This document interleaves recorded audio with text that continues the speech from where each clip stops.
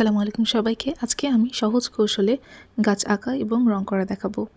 যারা তোমরা নতুন আছো, গাছ আঁকা সহজভাবে শিখতে চাও এবং রং করা শিখতে চাও, তারা ভিডিওটি শেষ পর্যন্ত দেখবে।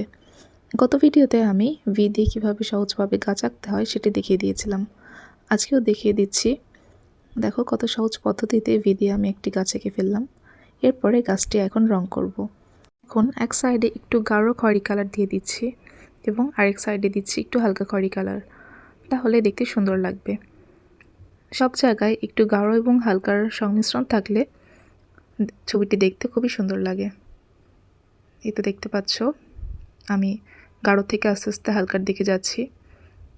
গাঢ় সবুজ কালার দেওয়া হয়ে গেলে এরপরে টিয়া কালার দিলাম, এরপরে লাস্টে দিয়ে দিচ্ছি হলুদ কালার। এরপরে আমি সবগুলো কালার সুন্দরভাবে মিক্সড করে নিচ্ছি। যেখানে যেখানে কালার ঠিক মতো দেওয়া হয়নি সেগুলোতে দিয়ে দিচ্ছি। এই তো দেখো কত সহজভাবে আমি গাছটি রং করে ফেললাম। গাছ রং করা কিন্তু খুবই সহজ, একবার দেখলেই তোমরা পারবে। তোমরা যত প্র্যাকটিস করবে তত ভালোভাবে গাছ আঁকা এবং রং করা শিখতে পারবে। তোমরা তোমাদের পছন্দ মতো রং দিয়ে তোমাদের গাছকে সাজিয়ে ফেলবে।